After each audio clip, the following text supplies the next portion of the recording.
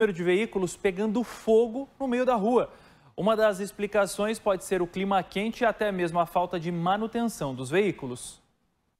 O calorão que tomou conta de Londrina não alterou somente os termômetros, mas tem trazido dor de cabeça para os motoristas.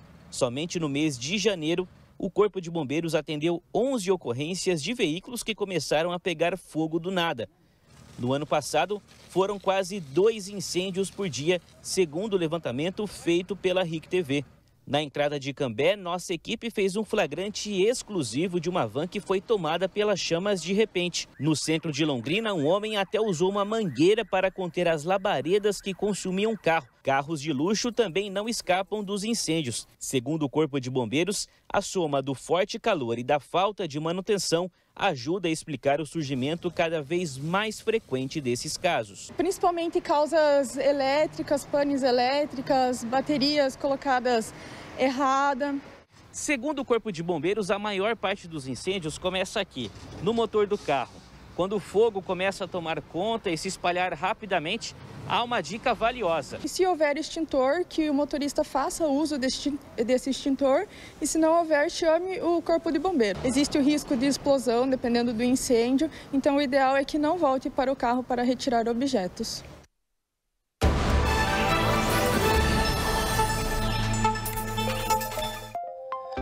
Tava dando uma olhadinha aqui, vamos falar da previsão do tempo. Claro, a Manuela Niklevic já está aqui com a gente. Manu, boa noite para você.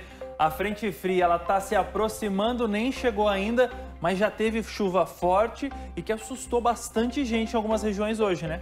Isso mesmo, Escola. Boa noite para você, boa noite também a todos que nos acompanham. A frente fria começa a influenciar mesmo a partir de quinta-feira, mas a instabilidade já voltou a dar as caras no Paraná, sim. Hoje, uma chuva forte com vendaval no oeste do estado trouxe bastante estragos para os moradores de Cafelândia, como a gente vai acompanhar nas imagens. O temporal chegou por volta do meio-dia, foi muito rápido, durou minutos, mas mesmo assim deixou várias telhas e toldos espalhados pelas ruas da cidade. O vento também chegou a derrubar árvores por lá.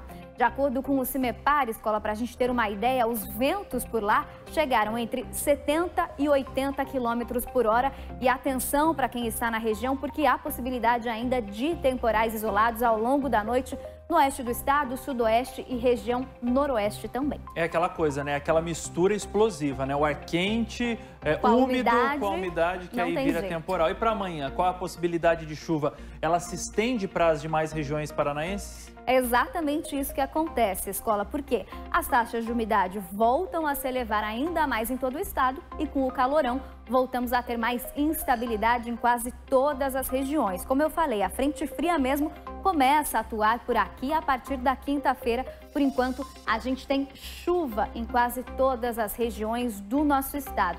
Para termos uma ideia, aqui na região leste, o dia já começa com uma cobertura de nuvens. Pode chover, mas ainda é mais fraco. E ao longo da tarde, as temperaturas continuam subindo, máxima de 31 em Curitiba, por exemplo, e máxima de 30 graus na região das praias. É na região centro-oeste, também região dos Campos Gerais, que o CIMEPAR prevê um acumulado um pouquinho maior de chuva nesta quarta-feira. Por exemplo, Telêmaco Borba, Guarapuava e União da Vitória têm chuvas um pouquinho mais fortes ao longo da tarde, mas também calorão. Máxima de 31 em União da Vitória e Telêmaco Borba e de 30 em Guarapuava. Região oeste do nosso estado, mais calor como sempre, máxima de 33 em Foz e também em Cascavel. Paranavaí, máxima de 32 e o Umuarama, mais um dia que já começa de manhã cedo com aquele calorão.